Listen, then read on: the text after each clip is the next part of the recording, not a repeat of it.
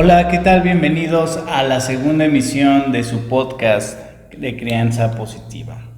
El día de hoy estamos aquí Rocío y yo. Hoy Lupita no ha podido estar con nosotros, pero la esperamos para la siguiente emisión. ¿Cómo estás, Rocío? ¿Cómo te va? Pues bien, Noé, muy contenta con este tema que tiene mucho para abarcar y para generar conciencia y sensibilización en nuestras audiencias. Son los derechos en la infancia. ¿Qué te parece? Muy bien, Rocío, pues la verdad es que el día de hoy tenemos una invitadaza que nos va a platicar sobre este tema, derechos de la infancia. Así que les pedimos que se queden para nuestra segunda sección con nuestra invitada.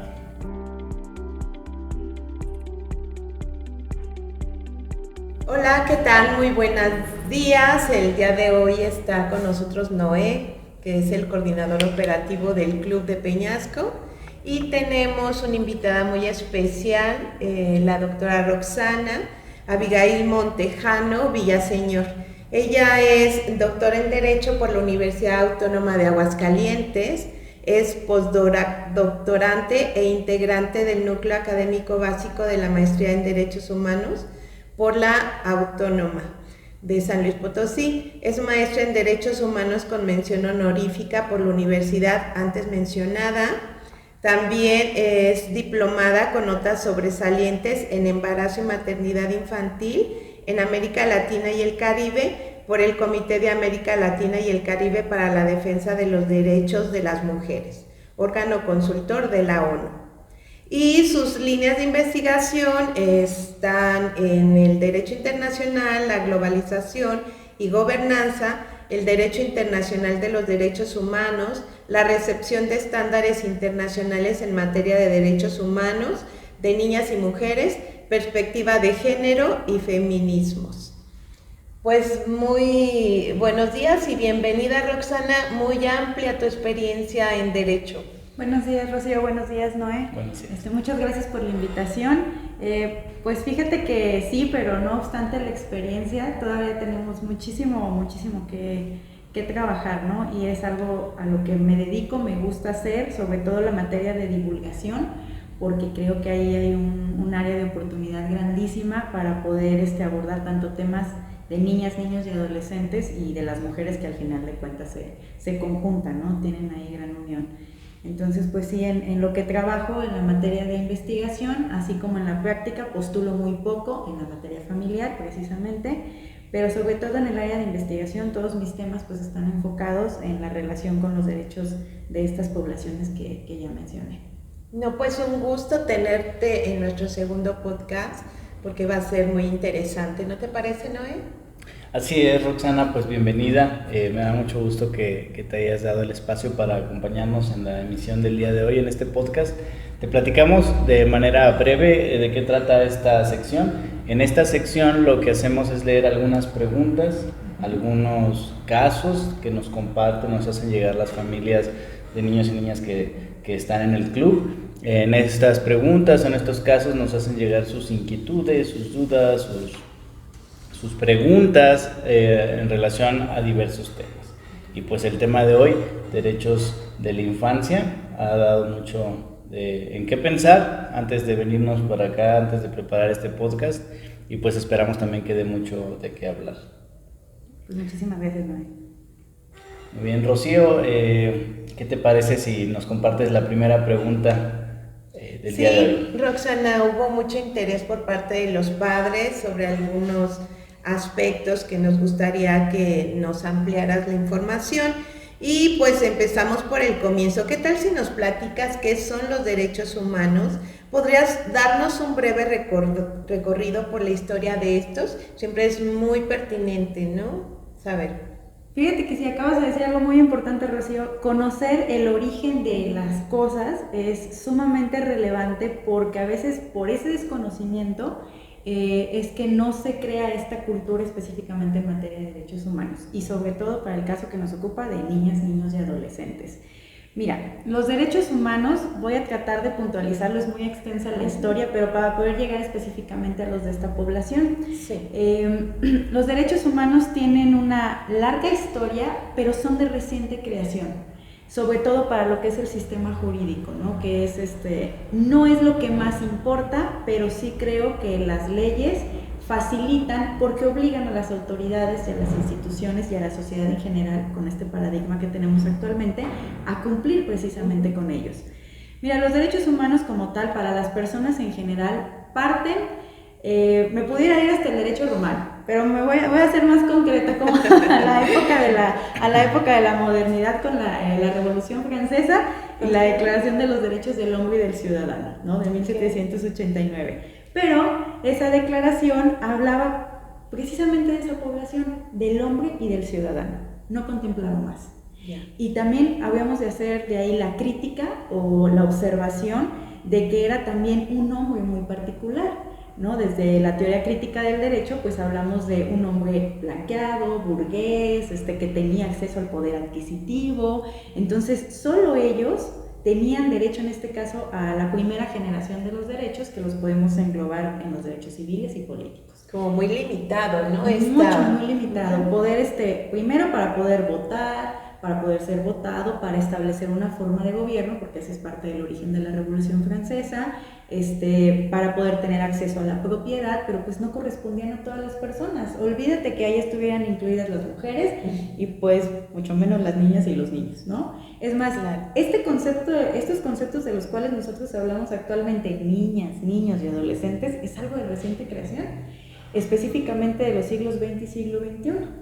Entonces, bueno, los derechos humanos parten de ahí, después se van reconociendo en otros instrumentos internacionales a raíz de la Primera y la Segunda Guerra Mundial, y ya me estoy yendo mucho más lejos, ¿no? La Primera y la Segunda Guerra Mundial, ustedes saben, trae catástrofes para las poblaciones específicamente que estaban en guerra. Hay por ahí autores que dicen, es que no fueron guerras mundiales, son guerras de Europa, pero al final de cuentas trascienden al mundo entero, tienen efectos en el mundo entero. Y a raíz de esas catástrofes se empieza a ver que de las poblaciones más afectadas, pues sí, son las mujeres y son los niños. Entonces, para la población específica de las niñas, los niños y los adolescentes, pues se retoma la Convención sobre los Derechos de los Niños, a la cual le va a anteceder la Declaración Universal sobre los Derechos Humanos.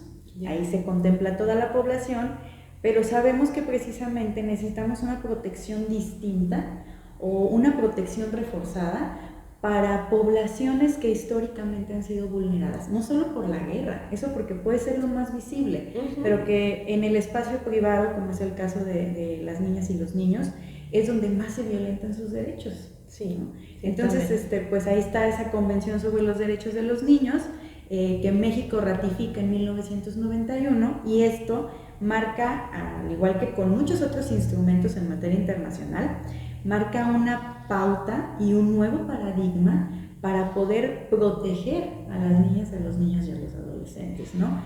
¿Y por qué? Porque los derechos humanos, me dicen, ¿qué son los derechos humanos? De manera muy sencilla, van a ser aquellos que todas las personas tenemos por el simple hecho de ser personas.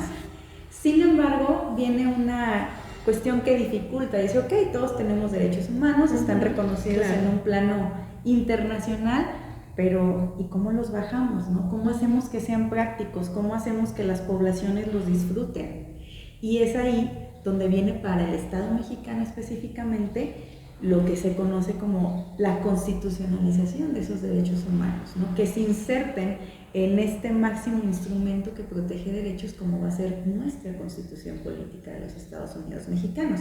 Y para el caso de las niñas y de los niños, pues en el artículo 4 constitucional, ¿no? Que incluye pues temas muy importantes y que ahí nos podríamos dedicar también otra hora a hablar de ellos, pero que son el interés superior de la niñez, el principio de autonomía progresiva, que radican en algo que actualmente se conoce como la doctrina de protección integral, que busca proteger a los niños en un sentido amplio, en todo su desarrollo, no solo físico, sino las cuestiones psicológicas, emocionales, su proyecto de vida a futuro, y sobre todo que se le vea a los niños como sujetos de derechos, específicamente.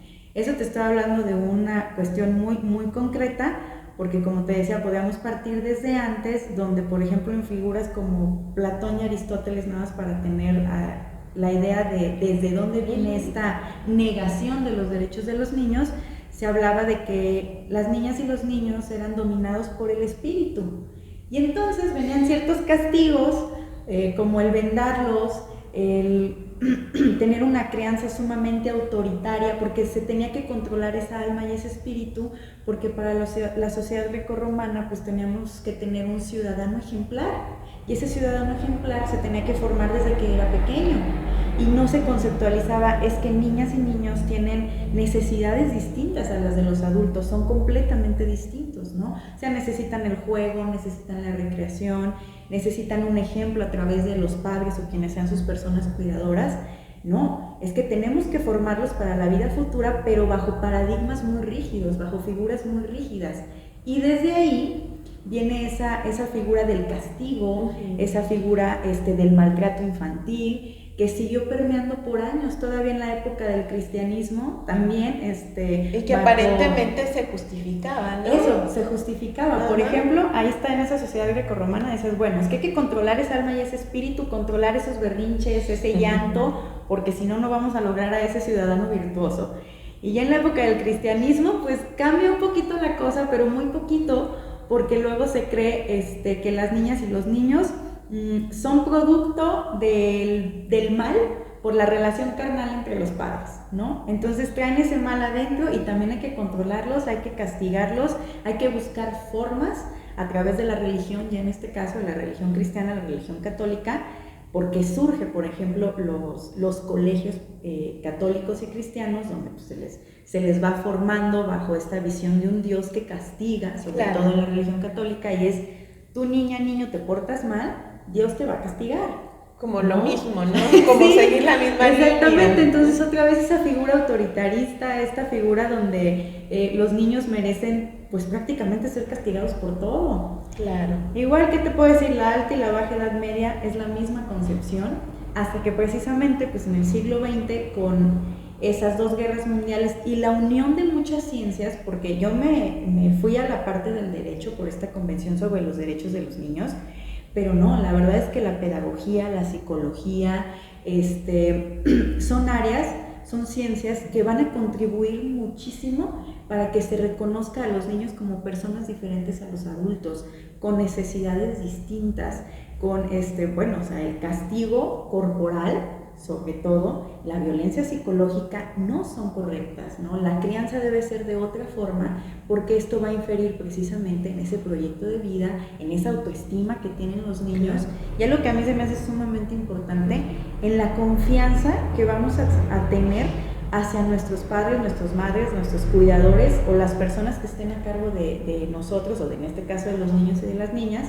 Yo hablo de nosotros porque trato de nunca olvidarme que ya soy niña, ¿verdad? Para poder tener la mejor etapa. Exactamente. Siempre les digo a los pequeños, ¿no? Sí, y yo les digo a los adultos, les digo, recuerden que bajo su responsabilidad está el que niñas y niños sean en esa etapa de la vida lo más felices posibles. Porque quién sabe a futuro qué les toque, que probablemente ya no esté en el control de los adultos, control por así decirlo. Entonces que por lo menos esta etapa sean completamente felices.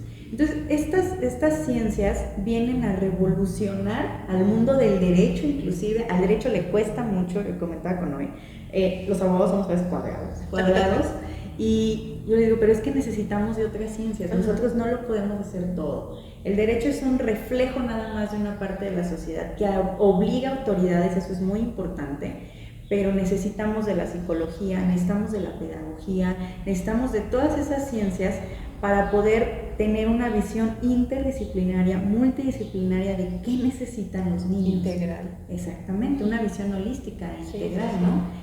Y esto precisamente se conoce ahora como la doctrina de protección integral en favor de las niñas y de los niños, que contemplen el verlos sí desde pequeños, pero también a largo plazo, cómo van a ser estas niñas y estos niños. Claro. Entonces, por ahí va más o menos esa historia de los creo derechos. que es súper importante lo que mencionas, la forma en la que se han ido viendo a los niños y a las niñas, ¿no? Como ha ido cambiando, ¿no? E incluso como pudiera parecer, como si les viéramos como si fueran personas a lo mejor que no tienen la capacidad de decisión, o si no tuvieran las cualidades que pensamos que solo los adultos tenemos, como poder elegir, como poder decidir sobre ciertos aspectos. Si bien pues hay un aspecto de maduración, ¿no? A lo mejor que tiene que ver con lo físico, sí, pero creo que este cambio que se ha ido dando y la forma en la que vemos a los niños y las niñas ahora,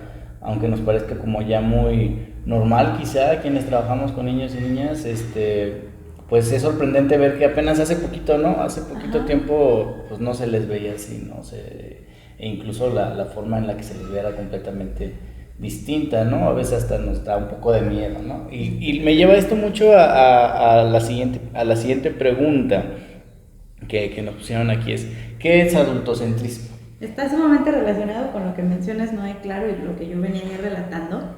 Y le decía también a Rocío que me impacta cómo en mi profesión y en muchas otras, para poderlo relacionar con esto, me dicen, es que ahora resulta que las niñas y los niños tienen derechos, y yo, pues claro, o sea, es como muy contrastante, ¿no? Pero tiene que ver, esta figura del adultocentrismo es muy importante porque es esta visión que impera acerca de las niñas y de los niños. Es como es la visión que impera, pero que se traduce en la práctica, que es lo más grave, ¿no? Todavía. Lamentable. Exactamente, porque hay una relación, pues sí, asimétrica de poder entre adultos y niños. Yo entiendo que por una cuestión de edad, los niños están bajo la responsabilidad de los adultos, que es muy diferente que estén sometidos a la autoridad de los adultos. Sí, también los adultos debemos ejercer cierta autoridad para establecer cierta estructura que claro que va formando, pero es muy diferente decir yo adulto tengo absolutamente la razón en todo. El dominio.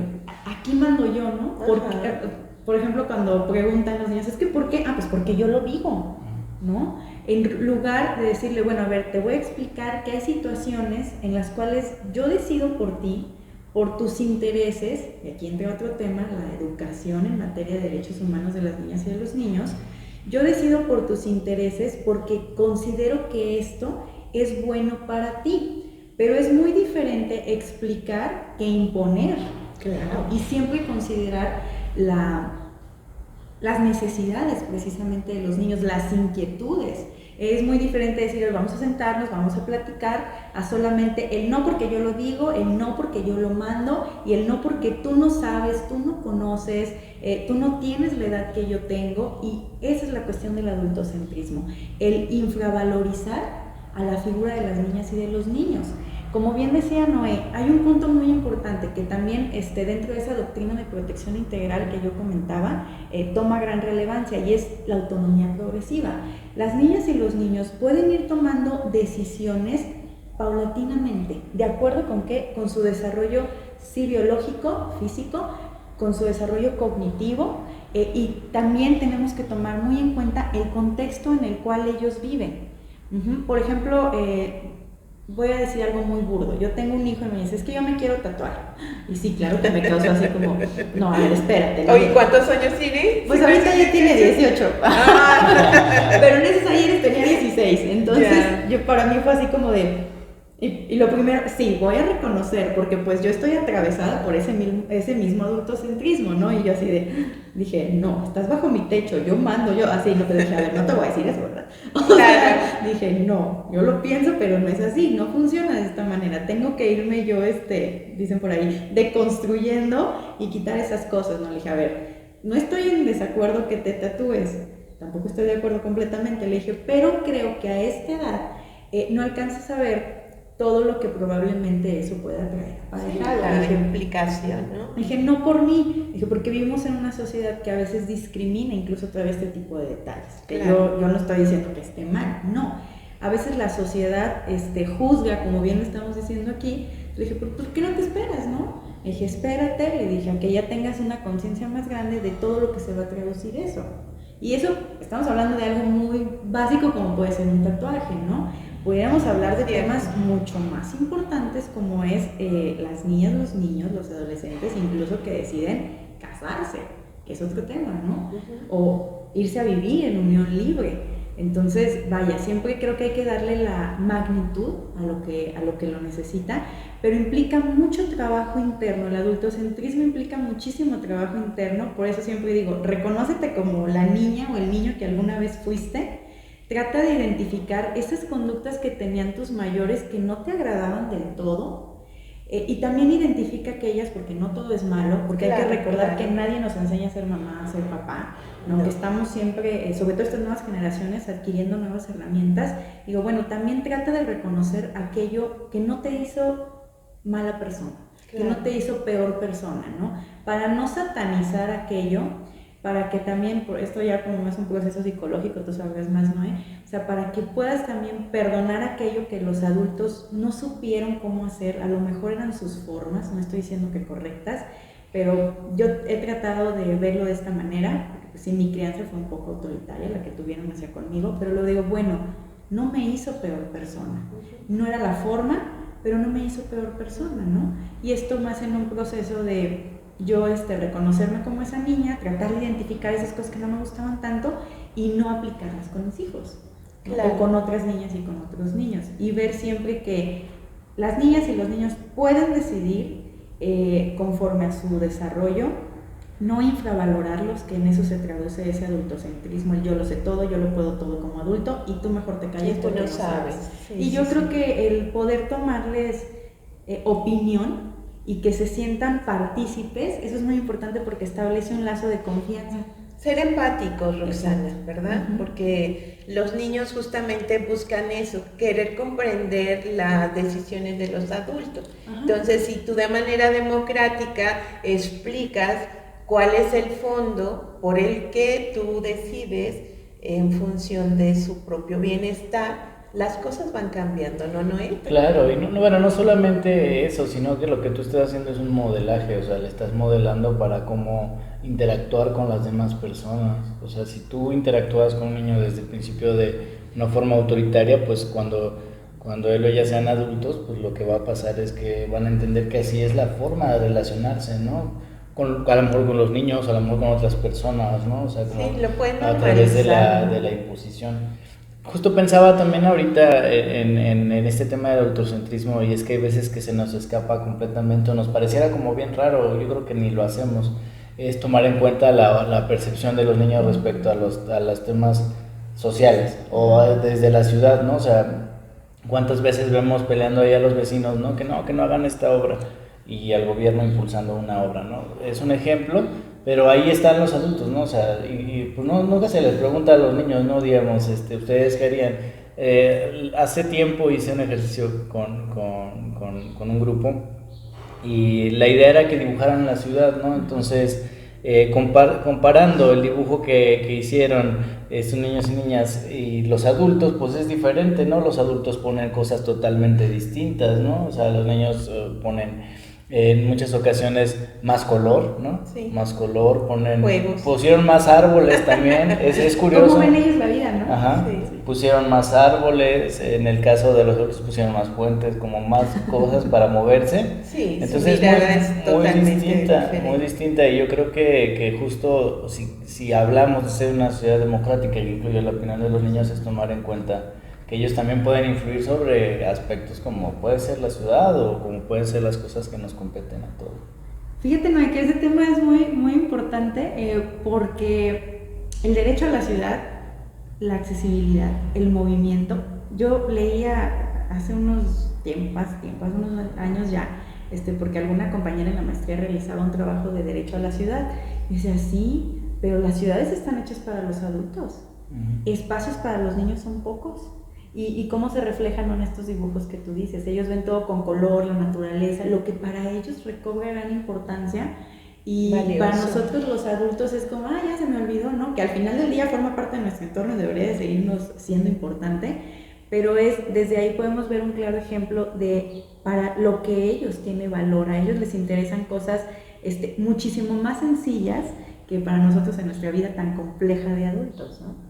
Entonces, sí, y creo que ahí el tema para los gobiernos y para las instituciones es la participación infantil, pero que no solo se quede en desarrollo un foro, tomo en cuenta opiniones y pues ya, ¿no? Como un discurso políticamente correcto, Aquí de ya cumplí, esta es mi visión de infancia y se acabó. Ah, no, bueno, sí. Y con todo eso que los niños opinaron, dijeron, pues ¿tú qué vas a hacer, Estado?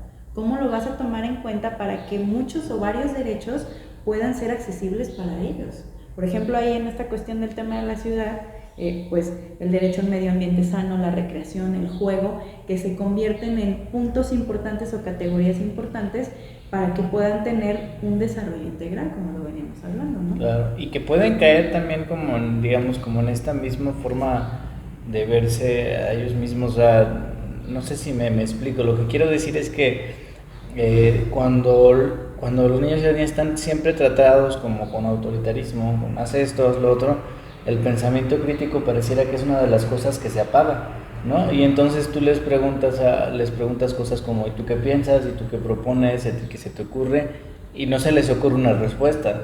Y ojo, no es porque no sean capaces de que se les ocurra una respuesta, sino que yo más bien pienso que esto ocurre porque siempre les han dicho cómo deben ser las cosas, esos modelos, como ¿no? si de pensáramos, crianza.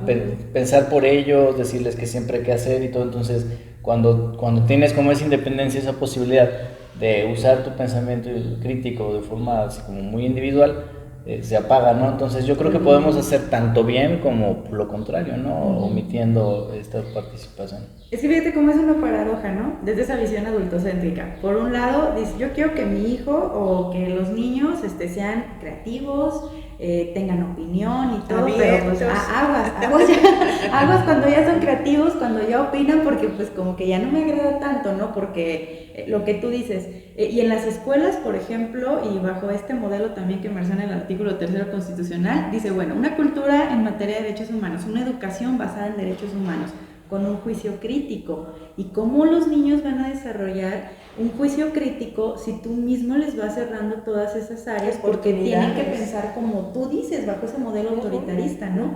O sea, tu pensamiento se debe de ceñir a esto que yo creo porque yo soy el adulto, ya pasé por eso que tú viviste, mi experiencia vale más de lo que tú me puedas decir. Pero al final le digo, pues vamos a ser a lo mejor un poco simplicistas, y es, nadie experimenta en cabeza ajena. Los niños no van a aprender con lo que nosotros ya sabemos. ¿Les podemos evitar peligros? Claro. ¿Les podemos prevenir acerca de situaciones por las cuales no tienen que vivir, como los abusos, la violencia? Por supuesto que sí, pero ya es muy diferente a emitir nosotros todas las opiniones y todas las decisiones porque creemos que estamos en todo lo correcto. Y porque a veces un adulto no va a estar cerca de un niño, ¿no? Corre el riesgo de tener un problema de abuso precisamente por eso, ¿no? Porque tú no vas a poder estar en todo momento salvaguardando. Entonces, ¿qué tan importante es concientizar al niño para que también él cuide su integridad? Y no solamente física, o sea, psicológica.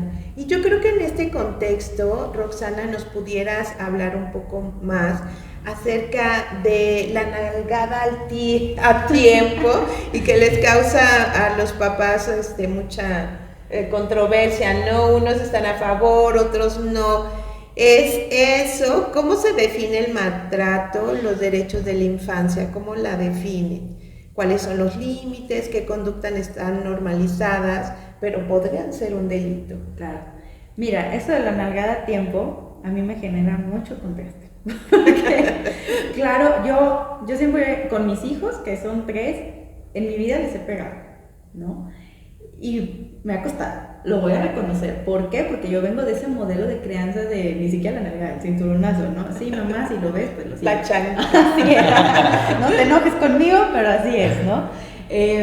Y siempre lo digo, como lo mencioné hace rato, no me hizo peor persona, pero también creo que no era la forma, ¿verdad? Pero también digo, bueno, mi mamá le tocó mucho peor, ¿no? O sea, tú dices la nalgada a tiempo, pero recordemos que había castigos y formas de violencia muchos peores. O sea, yo sé, por ejemplo, que a los adultos que me anteceden, pues hasta quemarlos, los pellizcones, los cinturonazos así, o sea, el cable de la plancha, o sea, que no, espérense, o sea... O mantenerte de pie y en un rincón. Ajá, bajo el sol, bajo el castigo, ¿no? Sí. O sea, todas esas formas de maltrato infantil que al final del día, el maltrato se va a traducir en toda forma de abuso, que se ve en forma de violencia física, emocional, psicológica, pero también vamos a hablar de otra forma de maltrato que es la negligencia, el no tener el cuidado también pues el abuso sexual, el abuso infantil, la explotación, vaya, cualquier forma que denigre la dignidad de los niños y de las niñas es maltrato infantil,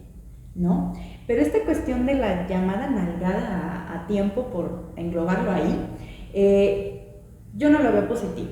O sea, porque esto merma en esa confianza de los niños, primero en su autoconfianza, en su propio proceso de subjetividad de cómo se ven, y luego la confianza, como mencionaba previamente, hacia las otras partes. Es entonces me pegas y me sobas, me pegas y me sobas, ¿no? Y esto se traduce a futuro en seguir normalizando la violencia, por ejemplo, la violencia en contra de las mujeres. Sabemos que también los niños padecen de violencia, ¿sí? Pero entonces los niños, varones, ahí sí me estoy refiriendo, aprenden esto, mi mamá o mi papá o mi figura cuidadora, mi abuela, mi abuelo, quien sea, me pega y luego viene y me habla bonito y me pide disculpas, ¿no? Y me dice, perdón, o lo hice porque te quiero. Me alteré, no pude manejar mis emociones. No me controlé, pero luego porque te quiero. Entonces en nuestro cerebro se va instaurando esta idea de, entonces quien me quiere me pega y me maltrata, porque lo hace por mi bien. Y a veces hasta inconscientemente, ¿no, Roxana? Que es lo más complejo, porque lo registras. Tal vez no estés tan abierta a esa creencia, pero finalmente es tan sutil y hay una línea muy delgada, ¿no? Sí, entonces yo, por ejemplo, lo que procuro hacer y les recomiendo a la gente, porque siempre hay que partir de uno, ¿no? Claro. Es, sí, a lo mejor te pudo haber contestado de la peor manera, te pudo haber hecho un berrinche. Entonces yo trato así de respirar hasta ahí y digo, a ver, relájate tú, porque tú eres el adulto. Claro. Tú eres el adulto, tú sí puedes controlar tus emociones, tú sí puedes controlar tus sentimientos, tu carácter. El niño, la niña, el adolescente está en un proceso de formación para poder llegar a hacer eso, ¿no? Entonces lo tiene que ver de ti. Yo siempre he dicho, el ejemplo, las niñas y los niños aprenden más de lo que ven que de lo que les podemos decir. Entonces, de acuerdo. ¿cómo yo te voy a decir, por ejemplo en la escuela, pero tienes el antecedente en casa de que tu mamá o tu papá o la forma en la que reaccionan es con violencia, pero en la escuela les pides, no, primero ve y quéjate con la maestra y luego ya, ¿cómo? O sea, ¿cómo si con mamá y con papá no puedes primero ir ahora sí a poner tu queja, ¿no? Y decirle, ¿sabes qué, mamá, papá? No estoy de acuerdo con esto, y mucho menos con que me pegues y reacciones de esta manera, porque la violencia se va replicando, o sea, pasa del espacio privado que es la casa a los espacios como son la escuela, la comunidad y la sociedad en términos generales, y por eso tenemos una sociedad violenta también, y por eso seguimos arrastrando esos terribles males, el bullying también, ¿no?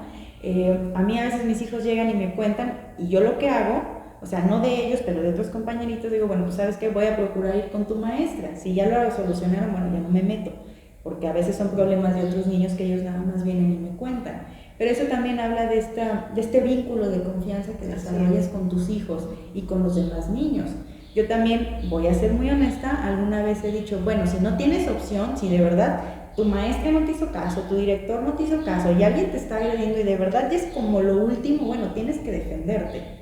Pero es como la última opción. Claro, porque hay instancias, ¿no? Siempre. Precisamente, hay instancias, y la primera instancia es la casa, ¿no? Entonces eso de la nalgada a tiempo, digo, creo que no es necesario.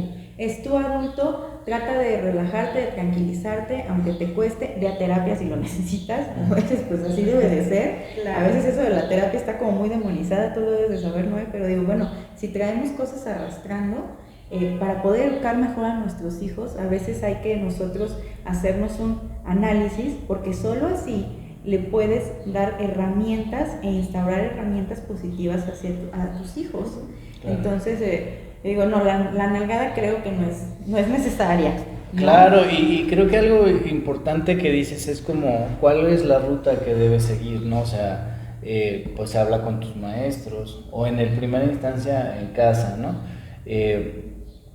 Creo que ahí hay gran parte de responsabilidad de los adultos que estamos a cargo en instituciones educativas o que trabajamos en algún ambiente con niños y niñas, de ser justos, ¿no? Y de darle la importancia y el valor a esto. Yo sé que muchas veces los maestros están ocupados, tienen mucho trabajo, sin embargo, esos pequeños conflictos que vemos, desde pequeños hasta escalando hacia el bullying, pues son cosas que requieren atención porque es el modelaje de la justicia, ¿no? Y si algo la adolece en nuestro país, pues es ese tema, ¿no? Que el ser ignorados, ¿no? Cuando hay alguien que te está maltratando, el que aunque te quejaste no hicieron nada, entonces, ¿qué es lo que estamos enseñando, ¿no? O sea, ¿qué es lo que estamos haciendo?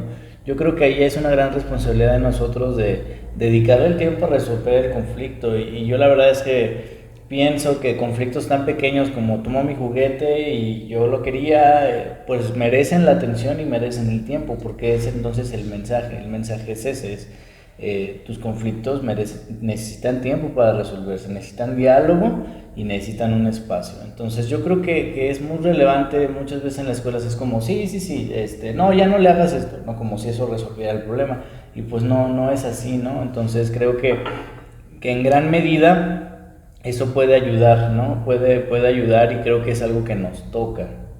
Y creo que, bueno, también mencionabas como cuál es el efecto, no sé, es que nos llegó un mensaje, ¿verdad? Sí, están interesados en que tomemos otras opiniones. Las ventajas de estar en vivo. Y algo que es muy importante, ¿no? Estamos en una escuela, ¿no? Y los niños que tienen problemas de comportamiento, pues en cuestión de agredir a otros compañeros, física o verbalmente, pues ahondando un poco en la historia, tiende a ver como este patrón en que en casa está ocurriendo, ¿no? Entonces, cómo eso va escalando y como algo que pudiéramos decir, pues es que no pasa nada si le pego a mi hijo para educarlo, pues sí pasa, ¿no? Porque pasa que se replica en la escuela, pero pasa que a su vez eso se replica en una sociedad a futuro, ¿no? O sea, a futuro se va viendo este tema del abuso ya de manera recurrente, ¿no? Entonces, a mí me hace pensar en eso lo que nos compartes y me lleva también justo al siguiente punto, ¿no? ¿Un niño o niña puede denunciar la vulneración de sus derechos? Mira, sí puede acudir por sí mismo a las instituciones. Yo siempre particularizo en una que es la Procuraduría de Protección Estatal de Niñas, Niños y Adolescentes. Tiene su homóloga federal, ¿no? Pero nosotros estamos hablando aquí del contexto de San Luis Potosí. ¿Por qué me particularizo en ella? Porque ellos canalizan, o si hay situaciones determinadas las pueden arreglar ahí. También está la Subprocuraduría especializada en delitos sexuales y violencia familiar. Los niños pueden acudir por su propio pie, los adolescentes pueden acudir por su propio pie y ahí obviamente se les canaliza con alguien que les represente o se tiene que tener un contacto familiar directo. Si por ejemplo el maltrato viene de alguien de la familia, bueno, pues obviamente no va a ser ese mamá y ese papá porque sería revictimizar a la niña y al niño o al adolescente, ¿no? Pero se trata de contactar a un familiar directo y en este caso, en ese mismo sentido, las instituciones tienen la obligación, que es algo muy importante, de darles a conocer todos sus derechos a las niñas, a los niños y a los adolescentes. Ahora, si hablamos en una cuestión de problemáticas familiares, ya que tiene que ver con alimentos, en derecho a los alimentos incluyen muchas cosas, no es el término literal de la palabra, ¿no? Sino, por ejemplo, que mamá o papá no cumplan con los alimentos que tienen que ver con todo lo necesario para que el niño subsista y se desarrolle. Bueno, ahí sí estamos hablando de que generalmente, bueno, está esa Procuraduría de Protección de Niñas, Niños y Adolescentes, o la PEPENA como también le conocen, pero también lo pueden hacer, pues aquí sí a través de otro familiar, a través de otro que tome la representación del niño o de la niña para que pueda ejercer sus derechos en el sistema legal, ¿no? Fíjate que esta parte creo que es una gran área de oportunidad ahí sí para el mundo del derecho, porque sigue habiendo esa infravalorización de los niños ahí mismo. Entonces, la mayoría de los casos, por no decir que en todos y a fuerza, vas a necesitar quien te represente. Por ejemplo, en los juzgados familiares pues estarán los ministerios públicos adscritos a la materia familiar, pero pues ellos vigilan que todo el procedimiento esté ad hoc o vaya de acuerdo a los derechos tanto sí de los niños, si está la cuestión, por ejemplo en divorcios, está la cuestión de la mujer también, pues va revisando todo, pero no es especial para las niñas y los niños. También tienen su departamento de psicología, aquí me estoy refiriendo mucho a lo que es el Poder Judicial del Estado, pero sí creo que es necesario todavía mucho más profundizar en la materia jurídica para empoderar a los niños y a las niñas en el ejercicio de sus derechos, ¿no? Y que ya ahí se encuentren otras medidas donde no necesariamente los adultos tan cercanos a los niños tengan que estar representándolos, porque a veces no les creen o no les creemos, ¿no? Creo que tiene que ser, desde mi perspectiva, un tercero aparte. El Supremo Tribunal tiene un padrón ahorita, esto surgió hace relativamente poco, creo que el año pasado, si mal no recuerdo la fecha, un padrón también de ciudadanos, que generalmente muchos de ellos son abogados, para poder vigilar también externamente que los procedimientos sean llevados a cabo, son tutores de los niños, y puedan revisar que se estén vigilando los derechos de niñas y de niños, ¿no? Pero creo que ahí todavía hay muchísimo que trabajar, porque al final de cuentas se vuelve a someter la figura infantil a la figura del adulto. Entiendo que algunos niños por su edad, pues sí, la necesitan, pero es donde yo en algún momento hablaba de no es darle tu voz a los niños, sino dejar que ellos hablen. En algunos casos pues tendría que ser por medio de peritajes, cuando estamos hablando de niños más pequeños que sufren algún tipo de violencia, ahí necesitamos otro tipo de profesionistas, ¿no?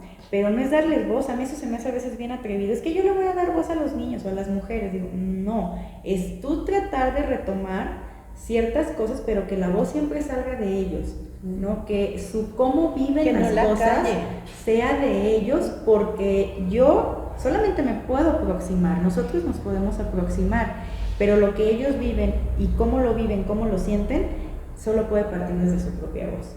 Entonces creo que ahí tenemos mucho trabajo por hacer. Y cuando es en cuestión de escuela, si hay algún maltrato por parte de los maestros, porque también se da, bueno, se recurre primero a las instancias de ahí mismo para que ellos tienen un procedimiento interno, un reglamento interno, y se les pueda sancionar con base en eso, pero si no, también invariablemente pueden ir a la par el acudir a las instancias del Estado, ¿no? Para que pueda haber esa, sobre todo, visibilización de que los maestros tampoco no pueden hacer lo que quieran con los niños, ¿no? Bajo este poder que tienen también como figura de maestras y maestros, que para los niños son sumamente importantes, ¿no? Claro. Son una figura muy importante. Entonces creo que en ese mundo jurídico todavía nos falta muchísimo por hacer. Decía una feminista en el siglo XX, cuando surgen los derechos de los niños, que el siglo XX iba a ser el siglo de los niños y de las niñas, ¿no? Pero yo ahora que lo veo así como en retrospectiva, digo, no, para mí este siglo es el siglo de los niños. Creo que el siglo pasado fue más como, y otros siglos fueron más como de las luchas feministas, las conquistas de los derechos de las mujeres, que han traído aparejados el que se nombre y se visibilice a las niñas y a los niños. Las luchas feministas están muy unidas a la cuestión de visibilizar a las niñas y a los niños, pero creo que este es el siglo de las niñas y de los niños.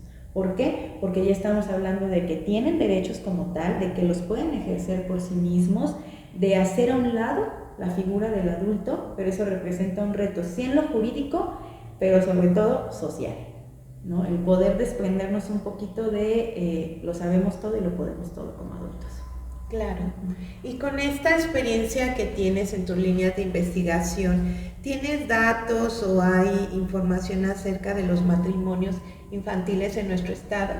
Fíjate que sí, y específicamente, de hecho mi trabajo de investigación en el doctorado se correlaciona, no es directamente el matrimonio infantil, pero se correlaciona con una de las consecuencias del matrimonio infantil, que es el embarazo y la maternidad infantil.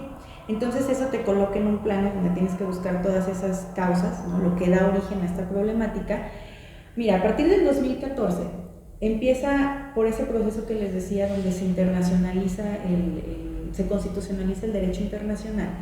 El Fondo de Población de las Naciones Unidas y el Comité de los Derechos de los Niños empiezan a marcar como prácticas nocivas los matrimonios infantiles y las uniones infantiles. Fíjate, México lo retoma en 2014 y empieza a marcar prohibiciones para que las niñas, los niños y los adolescentes se casen o se unan entre ellos mismos o con personas adultas. En los códigos civiles, o ahora muchos de ellos son códigos familiares, dependiendo del estado que estemos hablando, en San Luis Potosí tenemos código familiar, había lo que existían las dispensas. Y tenía que ver con que los adultos, mamá, papá o quien tuviera la patria potestad sobre estos niños y adolescentes, dijeran, bueno, es que yo otorgo mi consentimiento para que se puedan casar. Esto deja de existir, México lo retoma en el 2014 y se prohíbe el matrimonio infantil y las uniones infantiles, nada más que aguas, aquí tenemos un problema. El matrimonio infantil, legalmente hablando, está prohibido. El último estado en incorporarse fue Baja California y con eso se cierra, porque era el único que seguía manteniendo esas dispensas en el sistema normativo. Pero ¿qué pasa? De derecho está prohibido, pero pareciera que de hecho está permitido. ¿Por qué? Porque siguen existiendo esas uniones infantiles que no están visibilizadas en el mundo del derecho bajo la figura del matrimonio. Entonces sigue habiendo niñas y niños uniéndose entre sí, sobre todo de determinadas edades. Nos vamos a hablar, por ejemplo, de los 13 en adelante, y de los 13 a los 18. Y mira, en el mejor de los casos podemos decir, bueno, uniones entre ellos, que más o menos andan a la par en edades, pero en el peor de los casos, claro, es niñas de 13 años o menos inclusive, o un poquito más, con adultos de arriba de los 18, y lo más grave, INEGI marca, por ejemplo, en el caso de los embarazos infantiles, marca que las niñas están sosteniendo relaciones, y lo digo entre comillas, ahorita les explico por qué, están sosteniendo relaciones con adultos, varones obviamente, de 10 años mayores que ellas, hasta 78 años mayores que ellas. O sea, cuando yo leí ese dato, sí, se me quedan salir los ojos de que no lo creía, porque yo me colocaba, para poder concretar mi trabajo, me colocaba en la edad de niñas de 10 a 14 años, porque el Código Penal marca que en ese caso es violación equiparada a quien sostenga relaciones con niñas o con niños de esa edad. Yo, por el enfoque de embarazo y maternidad, pues una cuestión de género, me fui por niñas, ¿no? Pero decía, a ver, en el menor de los casos, una niña de 10 años con alguien que le lleva 10 años, ok, 20 años. Pero quien le lleva 78, estamos hablando de un hombre de 88 años de edad. O sea, a mí eso me generaba gran contraste y dije, ¿y dónde están los papás? ¿Dónde están los papás, no? Porque esto deviene no de un matrimonio, pero sí de una unión temprana infantil. Y que a veces no identificamos que allá atrás están esas relaciones de poder, de cómo los adultos, por supuesto, que pueden modificar, o no sé, a lo mejor tú estarás ahí más consciente que yo un poquito en términos psicológicos, manipular la voluntad de las niñas y de los niños también, ¿no? En las niñas se ve más reflejado por esta cuestión de que físicamente pueden tener más cambios, ¿no? El embarazo, la maternidad, que trae complicaciones en su físico, pero en la cuestión de los niños, donde incluso estamos hablando donde personas de la comunidad LGBTI pueden utilizar a los niños para sostener relaciones sexuales, también a las niñas, ¿no? Estoy tratando de hacer como una diferenciación de género, de cómo afectan unas problemáticas más a niñas y otros a niños. Por ejemplo, México ocupa también el primer país en tráfico sexual, ¿no? Acapulco Guerrero es uno de ellos, de turismo sexual, con niñas y con niños. Entonces, todo este tipo de problemáticas, no solo el matrimonio, bueno, ya el matrimonio de derecho, te digo, no existe, pero sí de hecho, siguen existiendo las condiciones para que las niñas y los niños se sigan uniendo entre sí, pero lo más grave aún, con adultos, o por intercambio. Se conoce que aquí en ciertos lugares de la Huasteca, por ejemplo, la forma de pagarles a algunos adultos por su trabajo es con las niñas. O bueno, es que me conviene a mí como mamá, papá o familia que tú te unas con este hombre, aunque es más grande que tú, sí, pero pues ya no te voy a mantener, ya no voy a ver por ti. Tiene que ver también con un problema estructural, como es la pobreza, ¿no? Claro. Y otras muchas circunstancias donde al final del día quienes más se afectan son las niñas y los niños. La trata de personas está al tope también en México. La OCDE, que es la Organización para la Cooperación y el Desarrollo de los Estados, marca desafortunadamente que ocupamos el primer lugar en embarazo y maternidad infantil, producto de esas uniones infantiles, donde también se supone que se buscaba erradicar esta práctica para el 2030. No lo vamos a lograr, no, porque no tenemos las condiciones. Y entonces creo que ahí el trabajo, ya no solo del gobierno, a través de sus instituciones oficiales, sino de la sociedad civil. Y aquí también digo aguas, porque a veces entendemos que sociedad civil son solo las asociaciones como tal, y digo, no, sociedad civil somos todos los demás, ¿no? Tenemos esta obligación de revisar, de atender, de ver dónde hay casos que se puedan identificar, dónde hay uniones infantiles, dónde hay violencia, dónde hay abuso sexual, violación como tal, y que desafortunadamente son problemáticas que la mayoría de ellos se dan en los hogares. Los familiares, eso está comprobado científicamente, no, me refiero a datos de la Organización de las Naciones Unidas y del Comité de los Derechos de los Niños, que vigila el cumplimiento de la Convención sobre los Derechos de los Niños, pues se dice, es que los agresores sexuales, por ejemplo, pues la mayoría deviene del ámbito familiar, o son personas sumamente cercanas al ámbito familiar. Entonces creo que ahí tenemos una serie de problemas, el consentimiento, cómo se manipula el consentimiento de las niñas y de los niños, cómo se manipula la voluntad, quiénes están cercanos, cómo nosotros como padres no tenemos este lazo de confianza. Si lo vamos uniendo con todo lo que hemos dicho, claro, es bueno, si yo como mamá, papá, cuidador te violento, ¿tú cómo vas a venir con cierta confianza a decirme que probablemente alguien te está haciendo ciertas insinuaciones o ciertos tocamientos si no existe este lazo de confianza, ¿no? Porque yo que pensaría como niña o como niño, no me van a creer, o inclusive me pueden llegar a golpear por lo que estoy diciendo, ¿no? O no tienes la razón, o lo estás inventando. O culparme. Ajá, culparme también. Eso también se me hace sumamente grave cuando dices, bueno, es que tú provocaste, pero ¿qué actitudes de niñas y de niños pueden provocar una violación o ciertas conductas de abuso sexual? Porque hay una diferenciación para el Código Penal, pero bueno, podemos englobarlo todo así, abuso sexual infantil. Pero ¿en qué punto? Y al final del día creo que hay que atender a una frase que yo tengo muy presente, pero el adulto es uno, tú sabes, ¿no? O sea, también existe un serio problema que es la hipersexualización de las niñas y de los niños, de los adolescentes en los medios de comunicación, la música que escuchan, cómo los visten, ciertas cosas, es donde digo, ahí es de verdad donde los adultos debemos de poner el ojo en esa autoridad, ¿no? En esa autoridad sobre lo que se ve, sobre lo que se escucha, en cuidar a qué están teniendo acceso las niñas, los niños y los adolescentes. Porque el contenido que hay actualmente en medios de comunicación y que se lo van transmitiendo a sus compañeros es lo que los coloca en un plano mayor de vulnerabilidad para agresoras y para agresores. Sí, ¿no? Sí. Entonces, fíjate, del tema del matrimonio podemos sacar muchísimos temas que están ahí subyacentes. Y que impactan. Claro, y que tienen impacto en algo que para mí siempre lo he traducido en el proyecto de vida de las niñas y de los niños. ¿Cómo se va a coartar? ¿Cómo ni siquiera van a llegar a cumplir probablemente sus metas y sus sueños que tengan desde niños? Que a lo mejor van cambiando, pues obviamente, pero sí los tienen.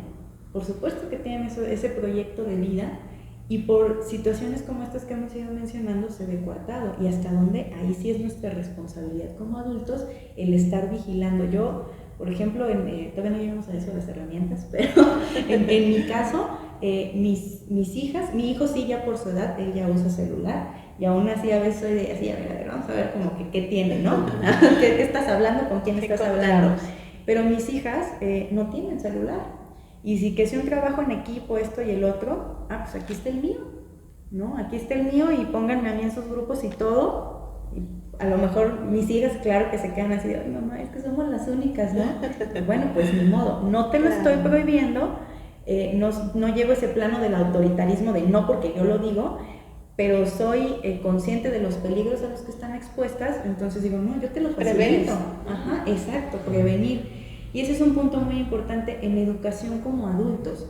Si tú no vas a cuidar y vigilar literalmente el acceso a lo que tienen tus hijos de información, no se los sueltes, porque todo conlleva una responsabilidad, bueno, ahí sí lo veo yo más para nosotros, una obligación como padres. O sea, si tú les vas a soltar un teléfono, una laptop, inclusive van a ir a una fiesta, tu obligación es vigilar a qué contenido tienen acceso. Ok, se quedan en esta fiesta, con quién se están quedando, qué va a haber ahí. Ser papá y ser mamá es un gran trabajo. O sea, gran responsabilidad. Gran responsabilidad, exactamente. Y ahí juega el papel de los otros papás, de las otras mamás que a lo mejor no tienen el grado de conciencia que a veces uno tiene. Alguna vez mi hijo me comentaba, es que voy a ir a una fiesta, y yo lo primero que pregunto es, ¿quiénes son los papás? Quiero el teléfono, ¿no? ¿Qué van a comer? ¿Qué van a tomar? Y en algún momento me comentó, no, bueno, es que va a haber bebidas alcohólicas. No, yo puse los así, ¿no?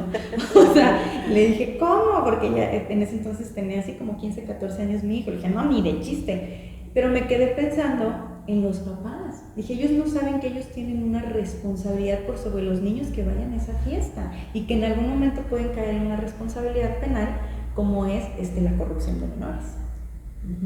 Entonces, conductas que tenemos muy normalizadas, por supuesto que caen en una responsabilidad en la materia, no solo penal, sino en alguna otra área del mundo del derecho, ¿no? Fíjate que justo mencionabas el tema del papel de los cercanos en materia del abuso, ¿no? O sea, hace poquito escuchaba la cifra, no estoy seguro, pero andaban el 90% son personas del círculo, ¿no? O sea, de la misma familia, ¿no? O personas con las que convives, no es un extraño, ¿no? Como a veces lo pintan, ¿no? Así que es un extraño que viene y no, sino que muchas veces es una persona en la misma familia, ¿no? O sea, hay una complicidad, incluso, por ejemplo, en el matrimonio infantil, ¿no? Hay como un acuerdo entre adultos para mantener estas prácticas. Entonces, eso me lleva como a la siguiente pregunta, ¿no? ¿Cómo afrontar las vulneraciones de los derechos? Porque, bueno, en ocasiones vemos que hay algo mal, ¿no? Vemos que hay algo que está ocurriendo, alguien manda la pregunta, ¿no? O sea, en el caso de mi colonia, algunos vecinos, me doy cuenta de que hay una situación mal, que están, en la cual los derechos de sus hijos están pues en riesgo por la misma familia, ¿no? ¿Qué hacer? ¿No? ¿Qué hacer en una situación así? Mira, aquí creo que puede ser desde dos vías. La primera, que debería ser la ideal, no es educar a los adultos en esta cuestión de los derechos de las infancias. Cuando estamos cerca probablemente de agresores, o de que, no de agresores, de que las niñas y los niños hayan sufrido de ciertos abusos, y tiene que ver mucho con instruirte en el conocer las conductas de tus hijos, de los niños que tienes cercanos, porque hay cambios que obviamente se notan, ¿no? Eso creo que es por un lado que hay muchísimo que trabajar en dar a conocer señales de alarma, formas de prevención, y por algo muy importante, Noé, que tiene que ver con el hecho también, Rocío, de esta manipulación de la voluntad, que a veces nos vamos por este punto de es que un agresor tiene que ser hasta determinadamente un perfil, ajá, y no, aguas. O sea, los agresores pueden ser hasta con cosas que ni nos imaginamos, por eso son cercanos, ¿no? No necesariamente tiene que haber violencia inclusive, sino ganarte la confianza. Muchos agresores saben que dentro de los hogares de sus niños hay ciertas problemáticas, o la figura paterna o materna no están tan cercanas o son muy deslindadas, y entonces se aprovechan precisamente para poder llegar a los niños y ganarse su confianza, y entonces convencerlos de que ciertas conductas son positivas o que son muestras de amor. Entonces digo, aguas primero por ahí. Ajá, necesitamos ese tipo de educación, ese tipo de divulgación en materia de prevención, no solo de esto que para mí es algo de lo más grave, sino en muchas otras cosas, ¿no? Y la otra forma, pues invariablemente, ya que es el cómo redimir o intentar redimir, pues es acudir al sistema de justicia penal, ¿no? Para poder denunciar. Y en este caso creo que nos falta la cultura de la denuncia. Las personas tienen miedo de acudir a las agencias del Ministerio Público para poder presentar precisamente una denuncia o una querella. Querella porque estamos hablando de personas menores, ¿no? De niños y adolescentes. Pero al final de cuentas es como también instaurar esta otra parte de esta cultura de la denuncia, donde tú como ciudadano, tu responsabilidad y tu obligación también es dar a conocer a las autoridades, y ellos seguirán sus investigaciones de oficio, porque hay ciertos delitos como la violación que se persiguen de oficio, se les da seguimiento, es la obligación de la autoridad. Tú solamente vas y das a conocer es parte de una responsabilidad civil que tenemos, ¿no? Por eso decía Aguas, no solo las asociaciones civiles, sociedad civil somos todos, ¿no? Y acudir al sistema de justicia. Yo hace 2 años daba unos talleres específicamente para directivos y maestros hablando del tema del abuso sexual y la violación en niñas, niños y adolescentes, y yo les preguntaba, bueno, es que ¿por qué no acuden? Y me decían, bueno, primero, el miedo a las represalias, probablemente de quien sí es el agresor, ¿no? El sistema burocrático que seguimos teniendo, el que me implica tiempo, el que yo doy clases, y en el caso de los maestros, digo, por el público al que yo estaba dirigida en ese momento, el que no conozco a dónde ir, ¿no? No sé ni siquiera si es como derecho de los niños, eso todavía es más grave, nos tenemos que ir mucho más atrás, ¿no? A lo que decíamos, los niños tienen derechos. Entonces creo que ahí hay como un trabajo por parte del Estado. Yo creo que ustedes, las asociaciones civiles, a veces hacen muchísimo más que el Estado con pocos recursos y tienen mucha más influencia, ¿no? Pero digo, no es obligación de las asociaciones nada más. El gobierno tiene por hecho, por derecho, recursos económicos, materiales, financieros, que son mal empleados muchísimas veces para poder desarrollar esta cultura de empoderamiento, ya lo decíamos, en las niñas, niños y adolescentes, pero de empoderamiento en la ciudadanía. Pues no tengas miedo, o sea, porque al final del día hay un bien mayor que tienes que proteger. Se justifica. La vida de una niña, de un niño, ¿no? O sea, saber que en tu dar a conocer, en tu ir a denunciar, está probablemente el futuro, y no, pues lo podemos mantener así, en la vida de una persona, ¿no? La magnitud de todo lo que eso implica. Y bueno, aquí nos fuimos ya a estas cuestiones de las violaciones, de los abusos, pero cualquier tipo de violencia. A mí alguna vez una compañera me hablaba, ella trabajaba en una universidad y decía que al lado de la universidad había una casa y que muchos días le tocaba escuchar a una niña en el patio llorando. Le dije, bueno, tienes que acudir a estas instituciones, y tengo entendido que así lo hice. Me dijo, pero es que me da miedo. Le dije, no, pues venga, no te tiene que dar miedo, ¿no? Le dije, es tu responsabilidad, porque no sabes, o sea, si eso puede derivar en una muerte inclusive, ¿no? Entonces, vaya, creo que hace mucha falta de trabajo en materia de cultura de la denuncia y del seguimiento, ¿no? Tal vez si, justo como acabas de decir algo muy importante, es que tal vez si lo viéramos como responsabilidad, lo haríamos, ¿no? Porque las responsabilidades, aunque no nos gusten, las tenemos que hacer, ¿no? O sea, claro que es incómodo, claro que implica un riesgo, claro que implica como pues dificultades, ¿no? Muchas veces es el tema personal, ¿no? El trabajo, el tiempo, etcétera, o no me voy a meter, no me corresponde, todas estas ideas que decimos para justificar o darle la vuelta a esa responsabilidad. Entonces creo, ¿no? O sea, eso justo si la llamamos por su nombre, ¿no? Responsabilidad, pues lo tienes que hacer, no estás siendo un héroe, no estás haciéndole un favor a alguien, o sea, no es como que, ay, lo voy a hacer y no, o sea, no, estás cumpliendo la parte estás haciendo tu responsabilidad, y creo que justo el hecho de verla así la libera como de eso, ¿no? O sea, no es una opción, o sea, más bien sí, no es no es una opción. Si lo viéramos así como tenemos que hacerlo, si tenemos que defender a la infancia y tenemos que protegerles, cuando veamos un abuso a sus derechos, pues...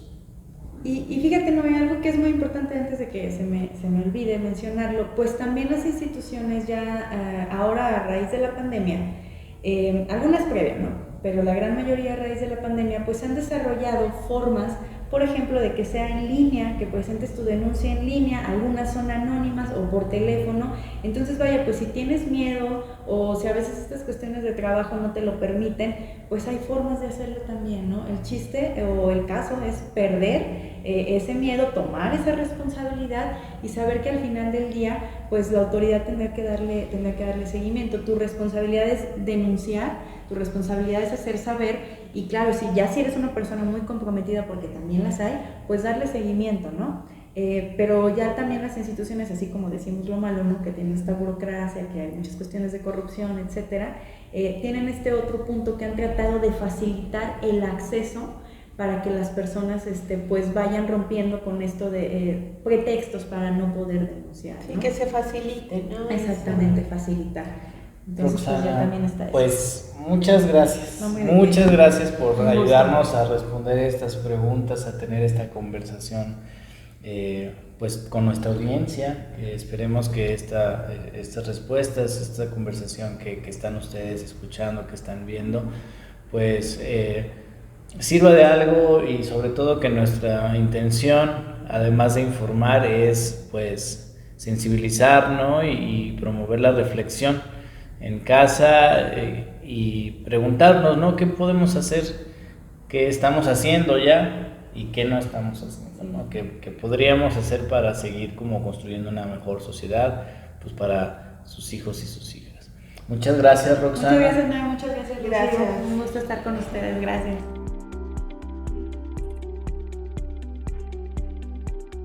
Bienvenidos a nuestra sección de herramientas para llevar. Roxana, ¿qué herramientas nos vas a compartir el día de hoy?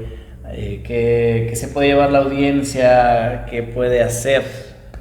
Mira, en materia como de lecturas, yo me encargaré aquí de mandarles a Noé o a Rocío los enlaces para que los puedan tener. Son 2 materiales, aquí sí me voy a tomar la libertad de leerlos porque no me los sé de memoria, ¿no? Pero uno es un material de crianza positiva para docentes, porque ese es un área muy importante, el área de los maestros, ¿no?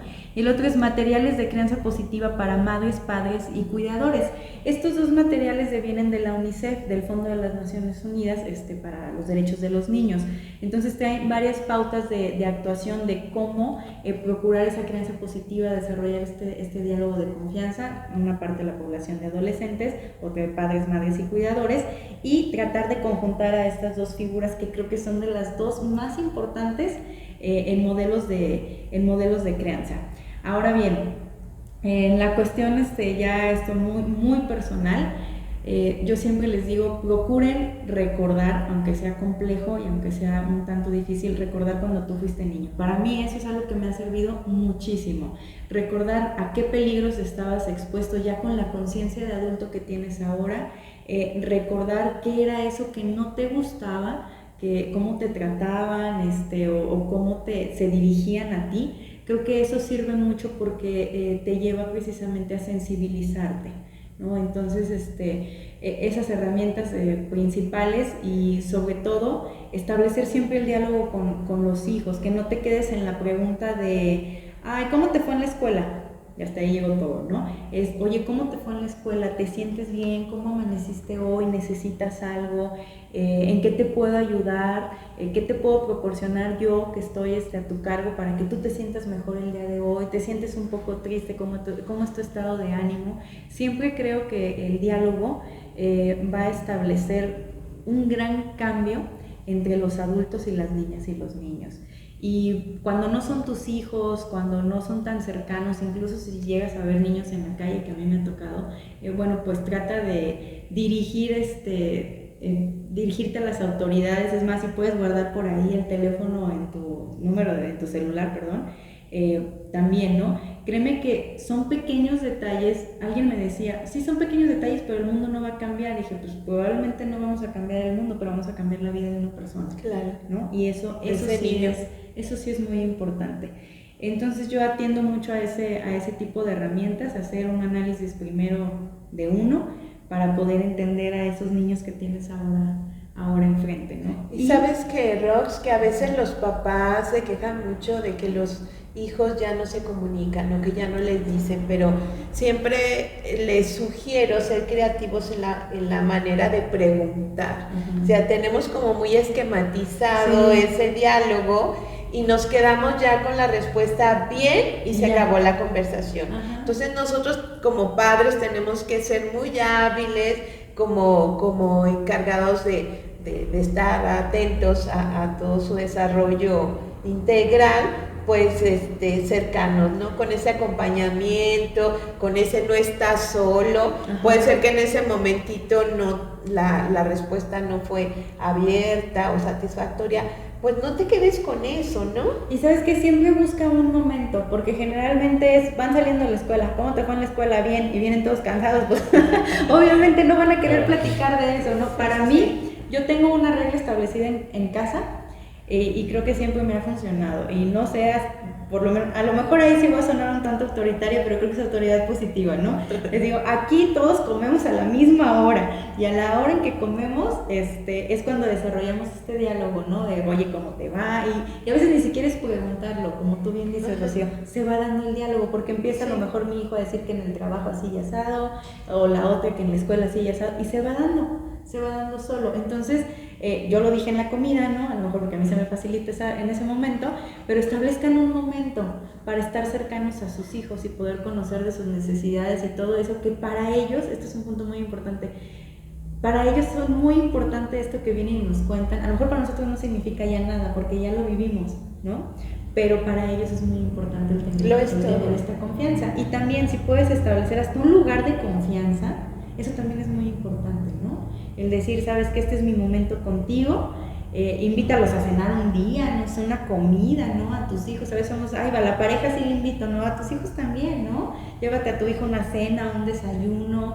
Si tienes varios hijos, pues trata de darles la oportunidad a cada uno, ¿no? O te los llevas a los tres, y no, bueno, yo son tres, entonces, pero si no, busca siempre un momento, ¿no? O te lo llevas al parque, vaya, lo que a ti se te facilite, porque a veces es que los recursos económicos, a veces ni siquiera siempre es la necesario. asocian, ¿no? Siempre hay papás, forma de hacerlo claro, de manera distinta. Sí, y a los niños no les importa eso, no, les no, importa más ese tiempo que pases con ellos que lo que les puedes dar económicamente, ¿no? Entonces, bueno, eso es lo que yo, ahora sí que mis técnicas muy particulares para poder establecer un diálogo con mis hijos, y aún así yo todavía en mi juicio crítico digo, me quedo corta, ¿no? Creo que hay cosas a las que todavía no llego y tengo mucho por trabajar ahí. Muchas gracias, Roxana. Y pues también les dejamos en los comentarios, bueno, en la descripción del video, los enlaces que nos compartiste, sí, claro que sí. Pero también creo que estaría padre compartirles las instituciones de las que has claro, hablado, sí, yo les dejo a lo los mejor nombres. Teléfonos, mencionaste algo muy interesante también que es la denuncia en línea. Ajá. Pues entonces ahí les dejamos yo les enlaces y accesos para que quien necesite esta información la pueda tomar ahí de la descripción del video. Y con esto llegamos al final de la emisión de este podcast. Roxana, se nos fue el tiempo volando, se nos pasó volando un tema que da mucho que hablar, muy interesante, mucho que hacer también. Roxana, muchas gracias. De parte del Club de Niños y Niñas agradecemos mucho que te hayas tomado el tiempo de venir, de compartir con nosotros. Rocío, ¿te gustaría agregar algo para nuestro cierre? Bueno, pues yo encantada, la verdad se me pasó como agua esta hora de conversaciones muy interesantes, Rox, porque pues a veces tener la visión de un experto, de alguien que ha estado atrás de todos estos trabajos, de toda esta investigación, pues siempre nos enriquece, y ese es precisamente el objetivo de estos podcasts, o también las videoconferencias de Zoom, que estén atentos, que nos escuchen, porque bueno, tenemos muchos beneficios. Pues muchísimas gracias a ustedes, un gusto. Muchas gracias a toda la audiencia que se quedó hasta el final. No olviden comentar el video, darle su like, compartirlo también para que más personas puedan acceder a esta información. De parte de nosotros sería todo y los esperamos en la siguiente emisión de nuestro podcast.